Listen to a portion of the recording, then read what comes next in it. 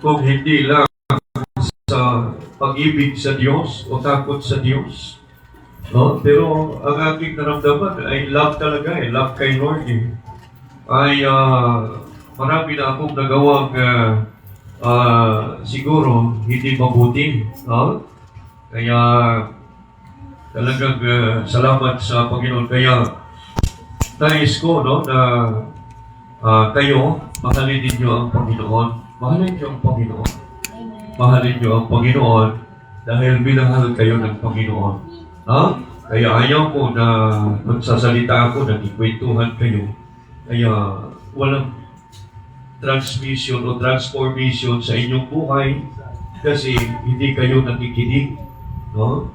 Kaya nga, ang sabi ng Bible, Romans chapter 10, from verse 17, ang pananampalataya nanggagaling sa pakikinig at sa pakikinig ng salita ni Kristo. Kaya pag masinop kayo na nakikinig, nung araw, sabi ka ni attorney, natutulog lang ako doon sa likod No? Nakapikit yung mata ko kasi magdamag ako ng duty. Ngayon, mata ko nakapikit. No? Pero yung isip ko, nakikinig. Ngayon, may sulat-sulat, may dala akong papel yan. Tinitiknot ko yan, kahit nakapikit ako, nakakapagsulat ako. Pero pagdating ko noon sa trabaho, titignan ko yung mga naisulat ko. No? Nire-review ko yan. No? Kasi ayaw ko na ang Word of God, no? Yung feeling, yung damdamin ko na nagmahal kay Lord, maagaw na naman ng sanlibutan. No? Gusto ko lagi kong ramdam na ang Diyos ay nasa puso ko. No? Gusto kong ramdam ang puso ko nagmamahal sa Panginoon. No? Kaya, mga kapatid sa Panginoon, ngayon ay New Year na, bagong taon, no? Ang pangalang January ay ito po'y Romance gods, no? Diyos ito ng mga pagano ng Roma na si Janus na ang kanilang paniniwala, dalawa ang mukha. May mukha sa harap, may mukha sa likod. No? Kaya sabi ng isang kapatid, Mommy, I am still safe inside the church.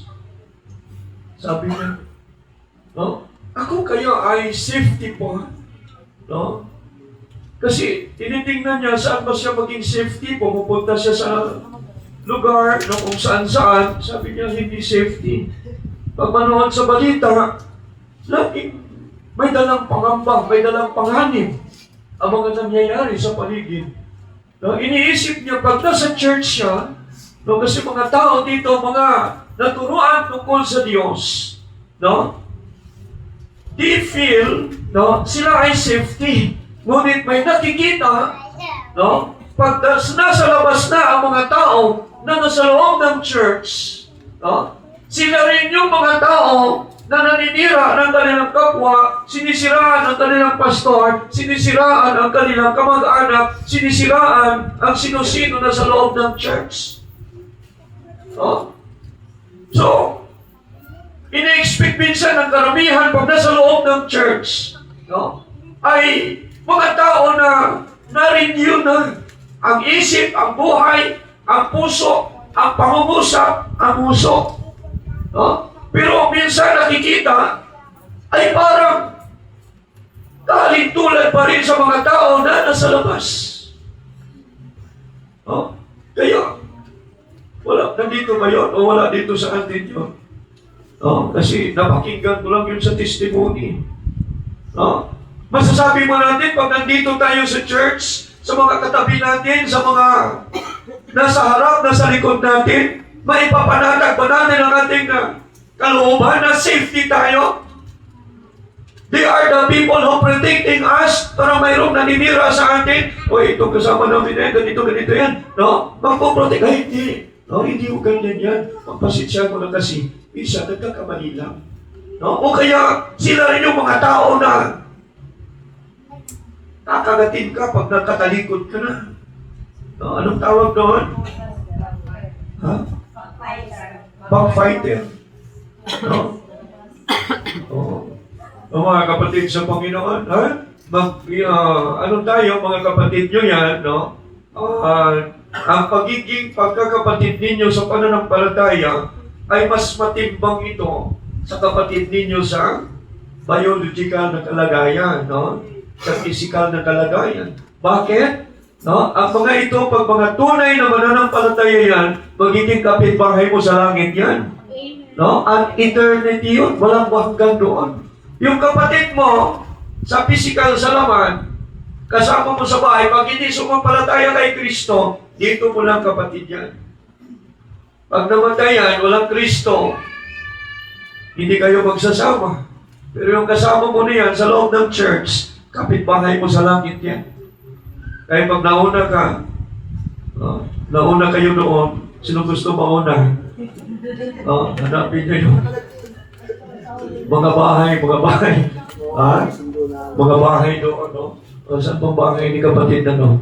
Pag hindi nyo makita, delikado na. Mga kapatid sa Panginoon. Ang ating topic today, refreshing of God's presence and power. Kasi New Year. New Year, no? Madaliin natin ito, kaya madaliin natin dahil pagkaabutan tayo ng gabihan. After dito, mayroon pong bubuksan tayo na bagong mission ng Lord sa San Isidro. Tatakbo kami doon, sasama ko si Brother John, no? Asa na? Hindi mo anak ko agad? Uwi na po. Umuwi na. Sasama ko pa sana, nauna na yata. Para mayroong taga-gitara. Kaya, mga kapatid sa Panginoon, sabi ko siguro nung ako ay unang tinawag ng Lord, 1998, sabi ko, kung sumunod ako sa Panginoon, malaki na po tayo. Marami na tayong church na naipunla, na itanim, mga kapatid sa Panginoon. Kaya, sabi nung isang kapatiran na tumanda na, sabi niya, naobserbahan ko talaga, Pastor, yung mga member ng church na nananatili sa church, umasinso talaga ang buhay. Pero ang mga member na patalon-talon, palipat-lipat, hanggang ngayon, walang nangyayari. Matanda na sila. Walang nangyayari sa buhay nila. No? Wala kasi yung permanent address. Hindi alam ng Lord kung paano pagpapalarin. No? Kung saan sulit. Parang pa rito Hindi mahabol ng pagpapala. No? Kaya mag-stay kayo, manatili kayo mga kapatid sa Panginoon. No? Magkaroon tayo ng isang puso kaisipan na i-glorify ang God para ang blessings ng Lord, lahat kayo ay makaka-experience, no? Mararanasan ninyo kung paano nagpapala ang Panginoon. No? Refreshing God's presence is like taking a deep breath, right? Of spiritual oxygen. No? I-refresh nyo nga. Mag-deep breath nga kayo. I-refresh natin ang ating pananampalataya kay Lord, no? Na hindi ganun lamang yun, no? Pagdating nyo dito sa church, no? Minsan, naging ugali na lang natin, pupunta sa church, lalabas sa church. Sabi ni kapatid na Dina, Zimbabwe. Bansa yun di ba? Zimbabwe. Isang bansa ho yun, mga kapatid sa Panginoon. Part of Africa ba yun? No? So, ang sabi po, mga kapatid sa Panginoon, it's about reconnecting with the source, revitalizing our faith, and experiencing His power in a fresh way. Yan, no? Kaya, sariwain natin ang ating pananampalataya na mag-renew tayo, mga kapatid, no? Nakaraang 2025, pagod na, no? Nagkanda-kuba-kuba na kayo kasi ang problema, kinakarga nyo, no? At di ba, ang problema, dapat ito ay stepping stone. Anong ibig sabihin pag sinabing stepping stone? No? Apakan natin yan para tayo umangat. Kaya pag may problema, huwag yung kargahin. Sabi nung anak ko, bata pa siya noon Sabi pa, huwag mo naman dibdibin ang problema. May likod ka ba? Sabi sa akin. No? Huwag yung dibdibin. May likod pa kayo. Apakan nyo ang problema, mga kapatid sa Panginoon. Kaya, kailangan po, no? magkaroon tayo ng tamang pananaw, no? Kung paano tayo humarap sa mga problema na mayroon, no? At ang Lord nagpayo sa atin, no? Let not your heart be in trouble, no? So, huwag magulumihanan ang ating puso, huwag mag-alala, huwag mabahala, no? Sapagkat may Diyos ka. Tinuruan ka ng Lord, eh. Tinuruan ka, narinig mo na ang salita ng Diyos. Nasa iyo na kung paano mo i-apply yan. Tinuruan ka na eh. No? Kaya ako'y nalulungkot. No? Tinuruan na ng salita ng Diyos. No? Sunod na araw, ang kasalanan ay ganun pa rin. No? Babalik sa akin, magtatanong kung anong gagawin. No? Ulit-ulit na ito, ganito. Parang hindi na tayo makapagpayo kasi napayuhan mo na. Tapos ito pa rin ang kasalanan ginagawa. No? Ano gagawin natin? No? So, ang sabi ho ng Panginoon, mga kapatid, no? Alam mo, may sinasabi ang Bible eh. No? Pero hindi ko gagawin yun, mga kapatid, sa Panginoon. No? Sabi ng Bible, itakwil lang para mapahama. No? Ayaw ko na may mawala sa inyo. Gusto ko, kayo rin ang mga mukha na yan, magkita tayo sa piling ng Diyos. No? Ayaw ko na may mawala sa inyo. Gusto ko manatili kayo at makikita ko, lumalago kayo. Ang buhay ninyo ay, nakikita natin ang buhay ninyo ay pinagpapala. No? Kasi, nagtuturo tayo ng mga bagay kung paano kayo pagpapalain. Tapos, bakit ganito pa rin ang ating kalagayan, ang buhay natin? I-apply natin, ang Lord naman po, mga kapatid sa Panginoon, ay naghamon sa atin. Subukan ninyo ako sa bagay na ito. Di ba sabi ng Lord? Mga kapatid sa Panginoon. Number 1, mga kapatid sa Panginoon. Refreshing for God's presence and power. Number 1, thirst for God. Yan. Number 1, para po tayo ay ma-refresh muli, sa presensya ng Diyos at sa kanyang kapangyarihan, magkaroon tayo ng kauhawan sa Diyos. Naranasan niyo ba mauhaw? Ano ang makakagamot ng inyong uhaw? Linawin niyo, siguraduhin niyo, baka ibang uhaw, hinahanap nyo na gumagamot sa inyo, Nung araw, pagdating ng hapon, mainit ang panahon. Gusto ko, uminom doon ng Red Horse. No? Yun doon ako nauhaw. No? Grabe no, mga kapatid sa Panginoon. No? Yun ang aking pampakinuhaw. No? Pagdating ko sa bahay, no? Matutulog na ako kasi hilo na ako. Nasipa na ako ng pulang kabayo. No? Like a deer, pants for water. Ang sabi po dyan, mga kapatid sa Panginoon, we should crave God's presence.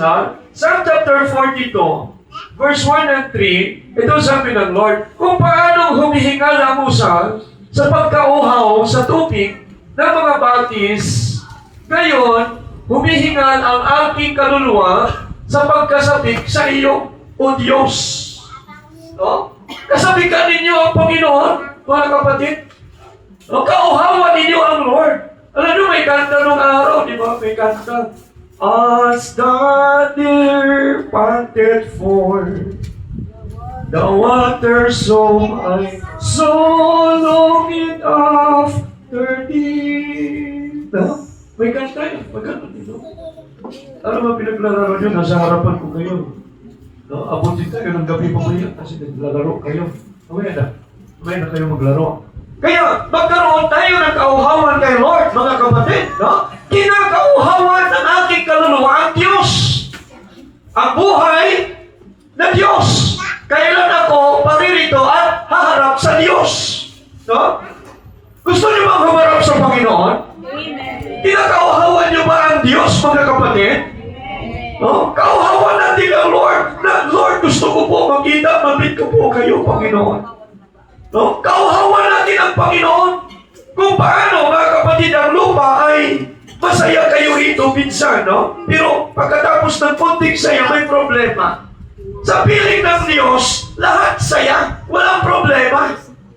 At hindi kayo pwedeng magsawa doon dahil ang inihanda ng Diyos sa inyo doon, mga bagay na hindi pa pumasok sa isip, hindi pa nalaman ng puso, hindi pa nakita ng mata, hindi pa narinig ng tenga, yun ang mga bagay na ipinangako ng Diyos sa umiibig sa Kanya. No? Ano ang mga bagay na yun, mga kapatid? No? Gaano kalaki ang sorpresa na yun? Oh, kaya sabi ng iba, kahit paano, masarap pa rin mamuhay sa lupa. Totoo yun, mga kapatid. Pero ang ipinangako ng Diyos ay walang katiting. Ang kasiyahan na mayroon dito sa ibabaw ng lupa. Kaya, no, palitan natin ang laman ng ating puso at isip, kauhawan natin ang Diyos. Hanapin natin ang Lord. No? Pagsikapan natin na lagi natin nararamdaman ang presensya ng God. Ang sabi po, mga kapatid, sa Panginoon, Psalm 63, verse 1, ito ang sabi ng Lord, mga kapatid kay Lord, no? Ito ang sabi, no? I-take note nyo na lang yan para ma-review ninyo dahil maiksi na oras natin. O Diyos, Ikaw ay Diyos ko. Hahanapin kitang maaga. Kinauuhawan kita ng aking kaluluwa. Pinanamayan ka ng aking laman sa isang tuyo at uhaw na lupa na walang tubig. No? Ang ganda po niyan, pakinggan kay Lord. Kinauuhawan kita, aking Panginoon. Kauhawan natin ang Lord, mga kapatid. Kauhawan natin, tama na. Mamaya nadagdagan natin, no? Kauhawan natin ang Panginoon, mga kapatid, sa Panginoon. At hindi mahirap yun, sapagkat ang sabi ni Jesus, mga kapatid kay Lord, no? Dito po sa Matthew chapter 5, verse 6, ang sabi ng Panginoon, mapalad ang nangangugutom at nangauuhaw sa katwiran sapagkat sila'y bubusugin. Hindi ho mahirap, mga kapatid, sa Panginoon ang sumunod sa kalooban ng Diyos, ang madama ang presensya ng Diyos. Pag kinakauhawan mo ang Diyos, no? Ipagkakaloob sa iyo ng Panginoon. Number 2, seek Him earnestly. Talagang hanapin mo siya. No? O masikap mo siyang hanapin. We need to prioritize seeking God. Meaning, a deep desire to know God more.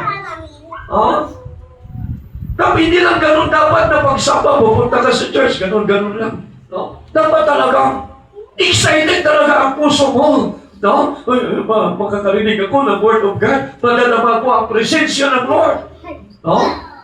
Kaya nga, dapat ganun ang laman ng isip mo. Hindi pupunta ka rito sa church, magpapadali ako, aga-agahan ko kasi mamaya nandito na yung bumbay paninigil na utak ko.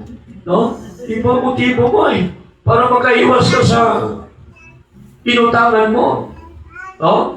Mga kapatid sa Panginoon, no? Hanapin natin ang Diyos ng masikap. Pagsikapan natin, no? Talagang, paano ba maghanap ng masikap? No? Paano ba ang masikap na paghahanap? Sinasaliksik. Talagang hinihimay-himay. No? Pero isa sabi niya, saan ba yung wallet ko? Sabi na, nandyan sa kwarto. Saan nakalagay, Nay? Nandiyan nakapatong sa drawer. Saan banda, Nay? Yung pala, nandun siya nakahiga No? Sabi ng turo naman ng turo ang nanay, nagalit ang nanay, bumangon ang nanay, yung pala nakahiga yung naghahanap. No? So ang naghahanap, talagang gumagawa ng paraan, no? Talagang sinasaliksik niya. No? Kaya hanapin natin ang Diyos, saliksikin natin ang Panginoon. So paano natin mahanap ang Lord? Sabi po ng John chapter 5, verse 39, saliksikin ninyo ang mga kasulatan. Sapagkat dito ninyo nalalaman na mayroon kayong buhay na walang hanggan at ito ang magpapatutuo tungkol sa akin. Dito natin, no? Makikilala, makikita, at matatagpuan ang Diyos, mga kapatid, na nangungusap sa atin sa pamamagitan ng Kanyang salita. At ang sabi po, mga kapatid, no? seek Him earnestly, Hosea 6:3, ang sabi ng Lord, no? At ating kilalanin, tayo'y magpatuloy upang makilala ang Panginoon. No? So dapat, no? Kilalanin, no? Ating kilalanin at tayo'y magpatuloy upang makikilala ang Panginoon. Kaya pag kayo ay nakikinig dyan, no? Dapat mayroon talaga kayong interest na matuto. Hindi habang kayo nakikinig dyan, nagwa-wifi kayo. Salamat kayo, Lord. Wala ko nakikita nagwa-wifi kayo. Ano? No? Kaya wala akong pinatatamaan. No? Sabihin ng isa, tinamaan ako doon. No? No? Wala ho akong pinatatamaan, mga kapatid, pag ako nakatayo dito. Eh, pag tinamaan kayo, praise the Lord! No? Kailangan magbago. Kailangan ma-transform ang buhay. No, hindi pwede information lang lagi ang nalalaman natin. Transformation ang importante kay Lord. Mga kapatid, kailangan po ma-transform ang buhay natin. Ang sabi diyan, sumunod na talata, ang kanyang paglabas ay tunay na parang umaga, at siya'y paririto sa atin na parang ulan, na parang huling ulan na dumidilig ng lupa. Kaya yan ang sabi niyan sa unang talata, tayo'y magpatuloy upang makilala ang Panginoon. Kaya magpapatuloy kayo eh. Hindi atin kayo dito. Sunod na araw, wala na naman kayo. No? Tapos lalabas ka, manghihiya ka ng bumalik. No, bakit? Ilang buwan ka nang nawala eh. Ngayon, doon ka na lang sa bahay mo, pag oras ng worship, nangungulapot ka, okay ba kayo doon? No, okay lang ba kayo doon eh? Ang mga kapatiran mo dito, nagpupuri ka ron, tapos ikaw doon, higa ka lang. No? Wala kang ginagawa para sa Panginoon. Ano mangyayari sa iyo? No? Kapatid sa Panginoon, huwag po kayong pumayag, no? Na manlalamig kayo, kundi ang sabi na magpatuloy para tayo ay lumalim kay Lord. No? At ang sumunod, mga kapatid sa Panginoon, Isaiah 55, no? 6 and 7, ito ang sabi ng Lord, inyong hanapin ang Panginoon, samantalang siya'y masusumpungan. Magsitawag kayo sa Kanya, samantalang siya'y malapit. Pero po yan. Sa panahon ay pinangangaral ang sa Ebanghelyo, mga kapatid, talagang open ang Diyos. Tandaan ninyo, nakaraang linggo ang ating topic, may bilang lamang ang mga hintil na maliligtas. Maging ang mga Hudyo may bilang lamang. No? Kaya kayo, nandito kayo, napasama pa kayo sa bilang. No? Ngayon, ang sabi kanina, magpatuloy. Bakit? Tulad sa mga nag-a-apply ng trabaho, haba ng pila. No? Nakaraang buwan, nadaanan ko, nag-apply sa Automat. No? Ilan lang ang kailangan? 2. Ang aplikante, may higit 50. Oh. Ngayon, nakapwesto ka na, nakapila ka na, kumbaga nandiyan ka na sa unahan. Ay tinamat ka. Mulis ka. Maraming papalit sa'yo. Tapos na. Pagdating mo, tapos na. Ano mangyayari sa'yo? No? Alam niyo ang pagong, bago nagsarado ang arka, nakapasok kahit mabagal. Kaya magpatuloy lang. Di ba sayon? Magpatuloy. Magpatuloy. Huwag hihinto, magpatuloy kay Lord. Ha? Ang sabi niya ng Lord, lisanin ng masama ang kanyang lakad at ng liko ang kanyang mga pag-iisip. Manumbalik siya sa Panginoon. Kaawaan niya siya at sa aming Diyos sapagkat siya'y magpapatawad ng sagana. Grabe ang Panginoon. Palapakan natin ang Lord. No? Pag ang kasalanan, humiwalay ka na doon at magbalik loob ka na kay Lord, ang Diyos ay sagana ang pagpapatawad. Patatawarin ka ng Lord. No? Ayun, tandaan nyo ba yung mga isinulat nyo kanina? Nasunog ba yun? No? Nakita nyo ba nasunog ba?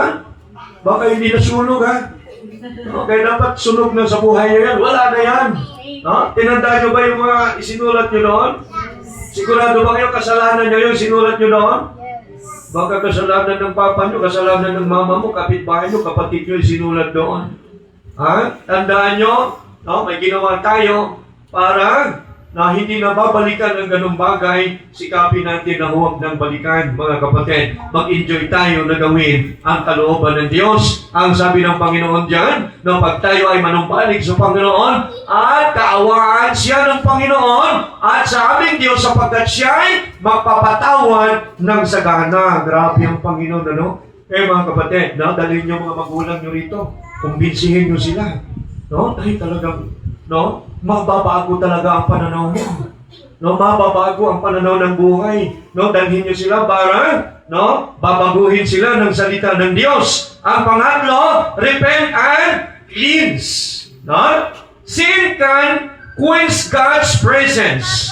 So let's repent and cleanse. No? So, magsisi na, maglinis na. Sabi ng Lord na 59, verse 1 and 2, ng Isaias, ito ang sabi ng Lord, narito ang kamay ng Panginoon na hindi umiksi, na hindi makapagliligtas, na hindi mahina ang kanyang pakikinig, na hindi makarinig, kundi pinaghihiwalay ng inyong mga kasamaan kayo at ang inyong Diyos. At ang inyong mga kasalanan ay siyang nagpapakumpli ng kanyang mukha sa inyo upang siya'y huwag makinig. Yung kasalanan na ginagawa natin, yun ang dahilan kaya ang panalangin mo hindi marinig ng Diyos. No? Kaya alisin na ang kasalanan, mga kapatid sa Panginoon. No? At, no? Ang sabi po ng Matthew, chapter 4, verse 17, ito ang sabi ng Lord, mga kapatid. No? Sabi ng God, mula noon, nagpasimulang mangaral si Jesus. At magsabi, magsisi kayo sapagkat malapit na ang kaharian ng langit. Una-unang pangaral ni Jesus, pagkatapos na siya magbautismuhan at nag-fasting, pagsisisi sa kasalanan. No? Pagsisisi, lahat ng mga pagkakasala, pagsisihan yan, hingian na ng tawad sa Diyos. Hindi mo na mabalikan yan eh. No? Hindi na mabalikan yan. Para hindi mo na magawa ang pagkakasala. Lahat yan nakaukit sa puso ninyo, mga kapatid. Pag hindi nyo pinagsisihan yan, titigas ang damdamin nyo. Sabi ni Basilio, tulad mo na may pusong bato. No? Titigas na yung damdamin nyo. Kaya kailangan, no? Ang Holy Spirit nagpapaalala pag nagkakasala, kinukonflict kayo, nalulungkot kayo dahil nag-work ang Holy Spirit. Pag hindi nyo sinunod yan, titigas ang puso ninyo. Titigas na lang kayo para maging karaniwan na lang ang paggawa ng kasalanan. Bandang huli, pagmamalaki mo pa ang pagkakasala na ginagawa mo. Nakakahiya sa Diyos. Hindi tayo nilikha ng Diyos para gumawa ng kasalanan. Oh? Ang sabi ng Biblia, we are created by God to do good works. Nilikha tayo ng Diyos para mabuti ang ating gawin. Hindi tayo nilikha para gumawa ng masama, ng kasalanan. Nakakahiya kay Lord eh. Hindi yan ang design ng Diyos sa'yo. Hindi kasalanan. Kundi mabuting gawa ang dinesign ng Diyos. Bakit ka nilikha? Mga kapatid sa Panginoon. So, naalala nyo yung ating binabasa palagi ng Isaias. Lumapit kayo. Bagamat ang kasalanan, kasing tulad sa matingkad na mapula, kaya kong paputiin tulad ng snow. So, ang Lord ay nag-i-invite sa inyo sa atin palagi. No? Na lumapit tayo sa Panginoon. Magpakumbaba tayo sa ating Panginoon. Ang pang-apat po, mga kapatid kay Lord, no? Refreshing of God's presence and power, pray with expectation. No? So, manalangin ka, at ang panalangin mo, asahan mo na gagawin ng Diyos sa'yo. No? Hindi yung nagdadaldal ka lang dyan, hindi pagkatapos, hindi mo alam kung anong pinagsasabi mo, nananalangin ka, kung anong pinagsasabi mo, hindi mo alam. No? Kaya bukas mananalangin ka, iba na naman yung sinasabi mo. No? Manalangin ka at asahan mo na mangyayari. No? Kung anong panalangin mo, manatili ka doon sa kahilingan mo kay Lord. No, hindi yung bukas, iba na naman kahilingan mo, bukas, iba na naman, bukas, iba na naman. Ang dami naman ang kahilingan.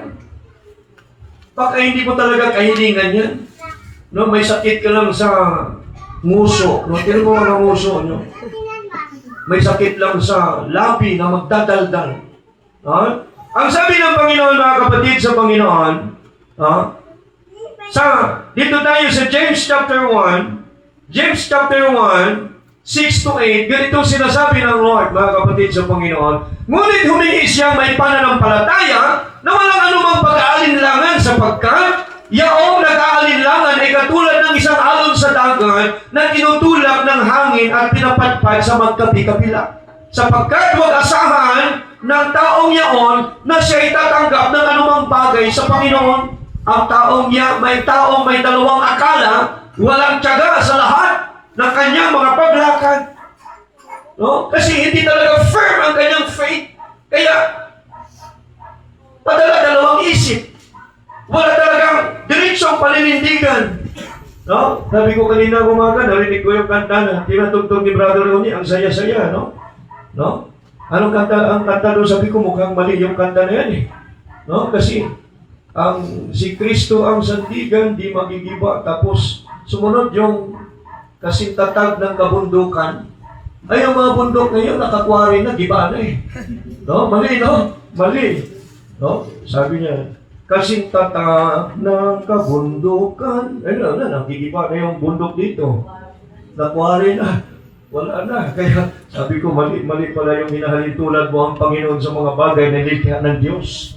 No? Dapat hindi natin itutulad ang Lord sa mga bagay na kanyang nilikha kasi siya rin ang may likha. No? Higit dapat siya na matatag sa mga bagay na ating nakikita. No? Kaya, no? Sabi po ng Lord, mga kapatid sa Panginoon, no? Sa Matthew chapter 7, no, verse 7, ganito sinasabi sa atin ng Panginoon, ano? Matthew 7, verse 7, no? Pray with expectation. No? Matthew 7, verse 7, no, doon sa PowerPoint, ito yun, ha? Magsihingi kayo, at kayo bibigyan. Yan, no? Magsihanap kayo, at kayo makakasumpong. Magsitoktok kayo, at kayo bubuksan. Next. Next. Sapagkat ang bawat humihingi ay tumatanggap at ang humahanap ay nakakasumpong at ang tumutoktok pinubuksan. Next. Ang sabi dyan, ang ganda na sinabi. Anong tao sa inyo? Kung siya hingihan ng tinapay ng kanyang anak, bato kaya ang kanyang ibibigay? No? Pag humingi ng tinapay, mga tatay, no? Gaano kasalbahe yung mga bata minsan, no? Pasaway. Pag humingi ng tinapay, gutom lang. Tinapay pa rin ibibigay. No? Hindi mo bibigyan ng bato. Ito bato, pukpuk mo sa ulo mo. No? Tinapay talaga bibigay. Pagkain. Ay, gutom na po ako, tay. May kasamang luha pa yan. No? Tatay naman, hindi rin makakatiis. Ay, sabi dyan mga kapatid, kung hingihan siya ng isda, ay bibigyan niya ng ahas. No, hindi, di ba? Verse 11, ang sabi ni Jesus, tingnan ninyo, ha? Bilisan nyo, huwag kayo magpituhan dyan, ha? 11, no? Kung kayo nga bagaman masasama, ay marunong magbigay ng mabuting kaloob sa inyong mga anak, gaano pa kaya ang inyong Ama na nasa langit na magbibigay ng mabuting bagay sa mga nagsisihingi sa Kanya. Kita ninyo mga kapatid sa Panginoon? Kailangan na, nabasa nyo na ito eh, kailangan na ipapaunawa ng mabuti. Kung tayo nga, mga tao, may masamang pag-uugali, pag hiningihan ng pagkain ng ating mga anak, bibigyan natin ng pagkain. How much more kaya ang Diyos? God is? Tulog na kayo, ha? No? God is good. All the time, God is? Ang Diyos ay mabuti sa lahat ng panahon. Kung tayo, mga tao, may masamang pag-uugali, marunong magbigay ng mabuti sa mga anak, how much more ang Diyos? Because God is God all the time. All the time, God is God. Yan. No? Huwag kayong antok-antok. At ang panghuli, mga kapatid, panghuli na to, focus on Jesus. Focus na. Focus na. Focus na kay Kristo. Si Jesus ang ating idol. No? Si Jesus ang ating model. Mga kapatid, meaning, follow Christ as our example. No? John 13, verse 15 to 17, sabi ng Lord, no? Sapagkat kayo'y binigyan ko ng halimbawa upang gawin naman ninyo ang ayon sa ginawa ko sa inyo. Katotohanan, Kailangan, katotohanan, sinasabi ko sa inyo, ang alipin ay hindi dakila kaysa kanyang Panginoon, ni ang sinugo man ay dakila sa nagsugo sa kanya. Kung nalalaman ninyo ang mga bagay na ito, kayo'y mapapalad kung inyong mga gawin. Kita ninyo? Binigyan tayo ni Jesus ng halimbawa, mga kapatid sa Panginoon. Kaya, ibig sabihin, ang pagsunod kay Kristo, mga kapatid kay Lord, meaning self-denying, and live by faith. Self-denying, hindi pagbigay comfort sa sarili mo. Di ba sabi ni Jesus? Pag ang sino mang taong sumunod sa akin, tanggihan ang kanyang sarili. Pasanin ang kanyang cross at sumunod sa akin. Pag nais mo sumunod kay Lord, hindi ito pagbibigay comfort sa ating mga kagustuhan, ating mga sarili. Ito ay pagbigay kaluguran sa Diyos. Mga kapatid sa Panginoon, kasi hinahanap natin lagi ang comfort. Dapat ang Lord na. Baguhin na natin, magkaroon na tayo ng refreshing of God's presence and power sa ating buhay. Si Lord na ang ating bigyan glory, hindi na yung ating sarili palagi. Si Lord na, baguhin na natin ang ating pananaw sa buhay, mga kapatid sa Panginoon. Kaya nga po, sabi ng Diyos, sa Pilipos chapter 2 verse 5, magkaroon tayo ng pag-iisip tulad ni Kristo, bagamat siya ay Diyos. Hindi na pinanghawakan ng pagkapantay sa Diyos, kundi nag-anyong alipin at nakitulad sa mga tao. Nakuha niyo, mga kapatid sa Panginoon? Kaya, live by faith and not by sight. 2 Corinthians 5:7, ang sabi po ng Panginoon dyan, sapagkat nagsisilakad kami sa pamamagitan ng pananampalataya, hindi sa pamamagitan ng paningin. At ang taong may pananampalataya, ang sabi ng Biblia, they are justified, they are sanctified, they are cleansed, and they are called children of God. Tumayo tayong lahat, mga kapatid sa Panginoon. Pananampalataya ang kailangan, mga kapatid sa Panginoon. Pananampalataya sa ating Panginoong Hesukristo. Si Jesus ang ating kailangan. Sa lahat ng ng bagay, sa lahat ng mga bagay sa buhay na ito, si Kristo ang kailangan mo. Si Kristo ang kailangan mo sapagkat kung si Kristo ay nasa iyo, the righteousness of God is in you. And you are called children of God. You are sanctified. You are justified. You are cleansed. Because of Christ. Dahil may Kristo ka. Kaya sinasabi po sa wikang Kastila, Solus Christus. Si Jesus lang ang kailangan natin at tayo ay magiging karapat-dapat sa harap ng Diyos. Mga kapatid sa Panginoon, awitin natin kay Lord. For you alone, tanging kay Kristo lang. Si Kristo lang ang ating kailangan. Si Kristo lang, mga kapatid sa Panginoon. Refreshing of God's presence and power. 2026, number 1, thirst for God. Kauhawan natin ang Diyos. Number 2, seek Him earnestly. Ang Diyos ay madaling masupungan sa ating panahon. Hanapin natin ang Panginoon. Repent and cleanse. Alam niyo mga kapatid, Jesus promised, sa pakikinig ninyo ng aking mga salita, ang inyong mga kasalanan ay nililinis na. And pray with expectation. Manalangin kayo at ang Panginoon ay nangako, ano man ang hingin nyo sa pangalan ko, yaon ang aking gagawin. And the last one, focus on Jesus. Meaning, follow Christ's example. Jesus ang ating kailangan.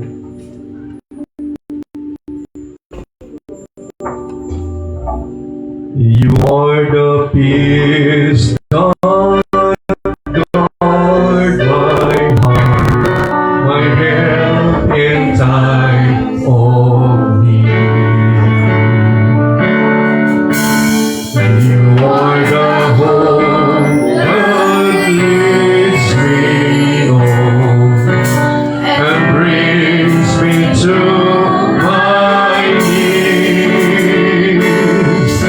For there I find you waiting, and there I find relief. So with all my heart I worship, and unto you I sing.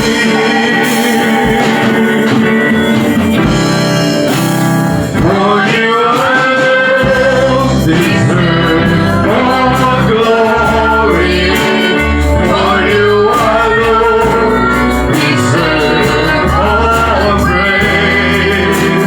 Father, we worship and adore you. Father, we love to see your face. For you alone deserve all glory. For you alone deserve all praise. Father, we love you and we worship you this day.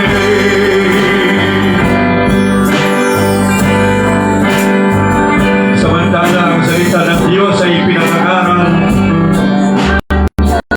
ang kamay ng Diyos ay laging natukas sa kapatid. At ang Panginoon ay nag-aanyaya. Come to me, all ye that heavily laden, and I will give you rest. Maraming pagkakataon ang Diyos ay nag-aanyaya sa atin. At ang sinabi ng Panginoon, katulad sa mga inahing manok, pagdating ng hapon, pilit lang itinatago ang kanyang mga sisiw sa kanyang malakay na pakpak. Many times the Lord said to us, sabi ng Panginoon, magsilapit kayo sa akin, magsiparito kayo sa akin, bagamat ang inyong kasalanan. Kasi mula na matikas na magulang, kaya kong paputiin katulad ng snow, kung kayo'y magkusa. For you alone deserve all glory. For you alone deserve all praise. Father, we worship and adore you. Father, we love to sing your praise. For you alone deserve all glory. For you alone deserve all praise. Father, we love you and we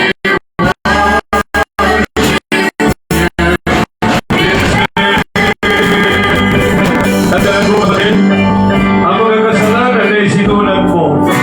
Isigaw po mo sa Panginoon. Ating pinanalangin na ito'y hindi na natin balikan. Ang kapatid sa Panginoon, magkaroon tayo ng malinis na puso, malinis na kaisipan, dalisay na puso, dibdibang pananampalataya na ang Diyos ang siyang tunay na kinikilala at sinasapa mo sa buhay. At ang Lord ang priority mo sa buhay mo. Ang Diyos ang masunod sa buhay mo. Huwag mong pasunurin ang Diyos sa kagustuhan mo dahil siya ang Diyos. I worship and unto you I sing.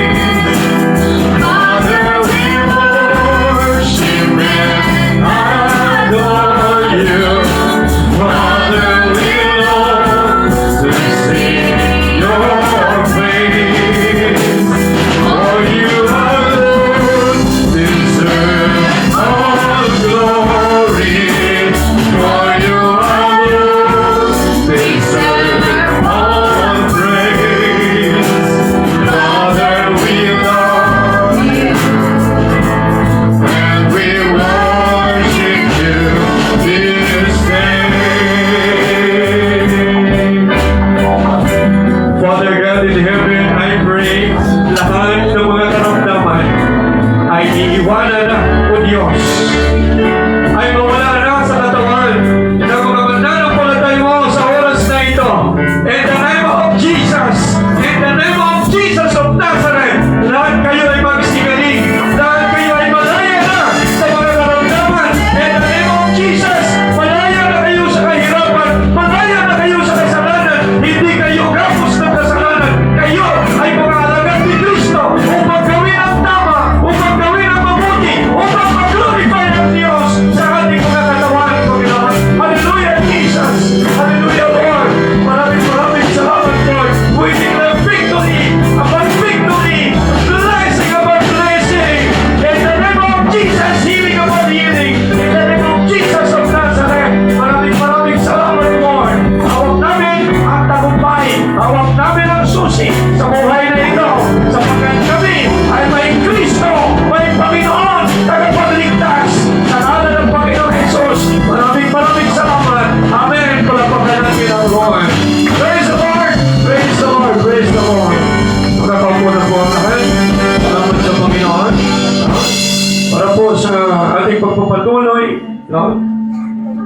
Yung nga, may bago tayong bubuksang mission, no? Alas 3 po, pupuntahan ho namin. Tuloy lang tayo, mga kapatid, no? My heart is to follow the Lord. The rest of my life, gusto ko magamit ang aking lakas, ang lahat na natitira sa aking buhay sa paglilingkod sa Panginoon. Marami mga discouragement, mga kapatid, kaya ang akin lang pakiusap, no? Ang pastor ay hindi ho ang aking asawa, hindi ang aking mga anak. Ako ho ang pastor. Kaya sa kanila ay may mga kapintasan kayong makikita, maging sa akin. Mga kapatid, kailangan ko po ang inyong panalangin. Ngunit sinisigurado ko po sa inyo, mga kapatid, tama ang aking puso na naglilingkod sa Panginoon. No? My heart desire is to follow and serve the Lord, mga kapatid. Mahal ko po ang Panginoon. Kaya, minsan nagkakasala po ako sapagkat ang gusto ko po ang aking mga anak ay mamahalin nila ang Lord. No? At nagkakasala, nagkakapalay sila.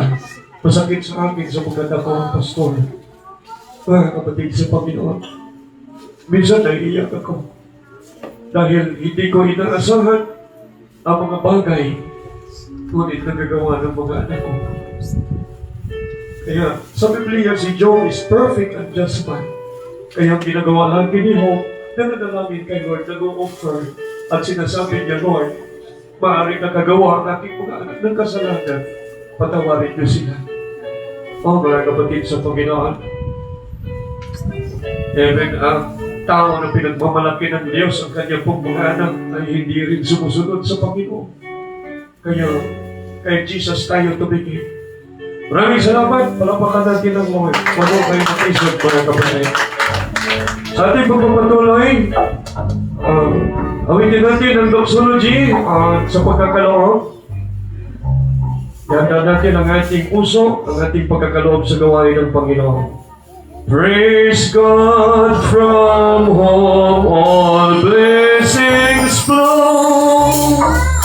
Praise Him, all creatures here below. Praise Him above, ye heavenly hosts. Praise Father, Son, and Holy Ghost. Amen. Tumayo tayo lahat. Ako muna tayo sa pagkakaloob.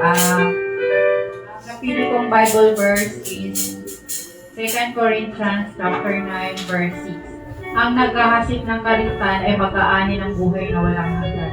Ang ibig sabihin nito na kung magbibigay tayo ng may kasaganaan sa Panginoon at tutulong tayo sa ating mga kapatiran na nangangailangan, ay mag-aangkin tayo ng buhay na walang hanggan. Manalangin po tayo. Panginoon, salamat po sa araw na ito, Panginoon, sa mga biyaya po na aming natatanggap, Panginoon. At salamat po sa nakaraang taon po sa struggles, trials, at saka sa mga happiness po na aming naranasan, Panginoon, dahil lalo kaming napalapit sa iyo, Panginoon. Maraming salamat po sa buhay namin, Pastor, Panginoon, dahil siya lagi nagbibigay ng mensahe na galing sa iyo, Panginoon. Pagpalain mo siya, Panginoon, sa po ng kanyang pamilya. Ingatan mo po siya sa kanyang lahat ng mga lakad, Panginoon. Dadako na po kami sa pagkakaloob, Panginoon.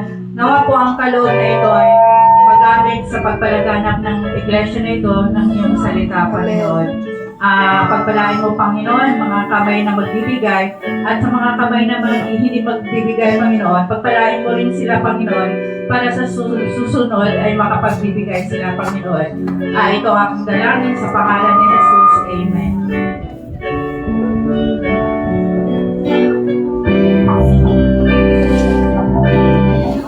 When you taste with a grateful heart, you taste to the holy, you taste because it's open, Jesus Christ, it's all, it's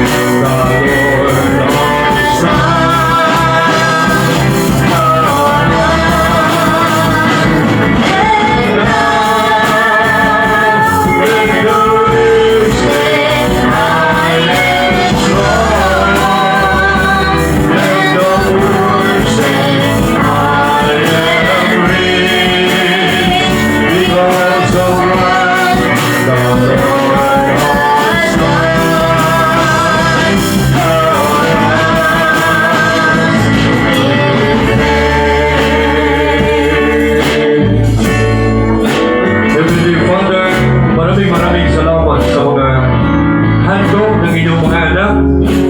First Sunday of the year, mga bunga ng aming pinagpagalan. At sinabi ng inyong mga salita, lahat ng una ay para sa Panginoon. Honor thy Lord in thy first fruit. At ang inyong mga bangan ay hindi mawawala ng laman. Ito ay aapawan at sasagana. Salamat sa mga pangako, Panginoon. Salamat sa mga anak ninyo na mayroong generous heart. Pagpalain sila. Pagpalain sila at pagpalain sa pangalan ng Panginoong Jesus. Amen. Amen. Amen. Palapagan natin ang Panginoon. Awitin natin ang ating closing song. Thank you, Lord, for saving my soul. Thank you, Lord, for making me whole. Thank you, Lord, for giving to me thy great salvation story and great. Amen. Hindi pa, Pastor. Bago tayo mag-close sa ating panalangin, mga kapatid, okay, salamat sa Lord na sinustain niya tayo sa buong taon. At may gusto lang ako, mga kapatid, i-remind sa atin. Naalala niyo, minsan nag-usap tayo na magtulungan tayo sa ating mga young people, sa ating mga anak. Naalala niyo? Okay, to be honest with you, mga kapatid, sa likod kanina, nandun ako nagte-take note at naglalaro talagang ibang mga bata. So, sinaway ko talaga sila. Hindi ibig sabihin na galit ako sa inyo mga kabataan, ang mga bata, mahal namin kayo. So, lahat tayo, pag nakikita sino man sa mga anak namin o ng isa na kapatiran, sawayan natin sila dahil may malasakit tayo sa kanilang buhay. Amen ba? Amen. Sawayan natin sila. May picture lang ako ipakita mga kapatid sa inyo bago tayo magtapos. Okay? Kita niyo yan? Yan mga kapatid ang hinatid ko sa kulungan nung napaalam ako ng biglaan na uuwi. Mga kapatid, to be honest with you, mga kapatid, isa siyang anak ng pastor. Lungkot, no? So mga kapatid, hindi ibig sabihin mga kapatid kung anak ng pastor ay perfect ang kanilang buhay. So bilang mga magulang at Kristiyano mga kapatid, tulungan natin ang ating mga anak, mag-invest tayo ng time sa kanila, pangaralan natin sila tungkol sa Panginoon. Dahil hindi din talaga sila prone sila sa atake ni Satan. Okay ba mga kapatid, from this day onward, mag-invest tayo ng time sa ating mga anak. Mag-invest tayo ng time sa mga young people, kausapin natin sila sa mga bata na ma-attend dito. I-remind natin sila tungkol sa Panginoon. Amen ba mga kapatid? Amen. Hindi imposible mga kapatid. Anak ito ng pastor mga kapatid. Nakapatay siya. Okay? So let's pray mga kapatid. Okay? Sa oras na ito, nagpapasalamat kami, Lord, sa iyong kabutihan sa amin, Panginoon. Lord, tulungan mo kami sa pagharap sa taon na ito, Lord. I pray na ang team namin na pag-usapan, which is unity and investment, O God, may sa pamuhay namin sa taong ito, Lord. Mag-invest kami sa mga pagluluwa ng mga tao na hindi pa nakakilala sa iyo. Gagamitin namin, Lord, ang pera na amin, Panginoon, pinadaan mo sa aming kamay. Para sa ganun, Panginoon, may mga ibang tao na hindi pa nakakilala sa inyo, na makakilala sa iyo, Lord. I pray, Panginoon, na gagamitin namin ang aming mga talento, ang aming mga abilidad na kumita, ang aming mga abilidad, Panginoon, para sa paglilingkod sa inyo. Tulungan mo ang bawat isa sa amin, Panginoon, sa church na ito, na magkakaroon kami ng unity ng purpose sa paglilingkod sa inyo. Unity in investment, Panginoon, na mag-focus kami, Panginoon, ng aming attention sa mga bagay na makalangit, Lord, at hindi lang, Lord, sa bagay na makalupa. Dahil likusing, Lord, ay wala kami madadala, Panginoon, sa langit, Panginoon mo na kami. Lord, tulungan mo kami, Panginoon, ayon sa inyong salita, na i-redeem ang time, sapagkat ang araw, Panginoon, ay evil. Ang araw, Panginoon, ay pasama ng pasama. Tulungan mo kami mamuhay, may tutuong malasakit sa mga taong hindi nakakilala sa inyo. Tulungan mo kami, Panginoon, maging extension ng inyong pagmamahal, extension ng inyong puso, extension ng inyong kamay, at mga paa sa mga taong hindi pa nakakilala sa inyo. Tinutulog ka rin ang aming pastor, ang aming family, at ang bawat isa sa aking mga kapatiran. I-protect mo kami sa lingkong ito, Lord, na gagawin namin yung kalooban, gagawin namin, Lord, ang purpose mo sa aming buhay, gagawin namin, Lord, ang blessed, Panginoon, dahil nais namin, Panginoon, mapupurihan ka, at hinahangad namin, Lord, na sasabihin mo sa amin, pag umuwi na kami dyan sa langit, sasabihin mo, Panginoon, sa amin na, well done, thou good and faithful servant. Iwan ang tangay namin, Panginoon. Walang dependent ang pagpapaantig sa amin sa mundo ito. Mahal namin, Lord, na kami ay inyong masabihan ang ganyang mga salita. At kami ay yakapin mo, Lord, nagiging matapat kami sa paglilingkod sa inyo. Pinabalik mo, Lord, ang lahat nito sa inyo. At pinabalik ang pagpapuri. Sinasaraw ang panalangin ko sa mahal na pangalan ng aming Panginoong Jesus. Amen and amen. Now unto him that is able to keep you from falling, and to present you faultless before the presence of his glory with exceeding joy. To the only wise God, our Savior, both now and majesty, be glory and majesty, dominion and power, both now and forever. Amen. The Lord bless you and keep you. The Lord lift his countenance upon you and give you peace, and give you peace. The Lord make his face to shine upon you and be gracious unto you, and be gracious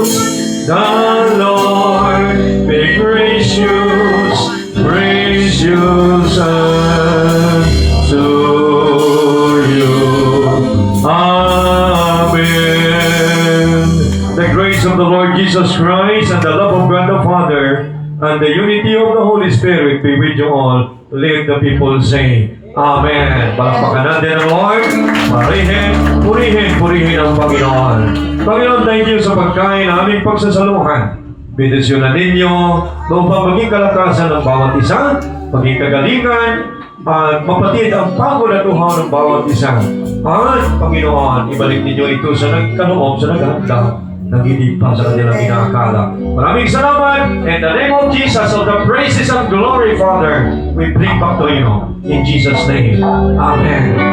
Palakpakan natin ang Lord. Praise the Lord.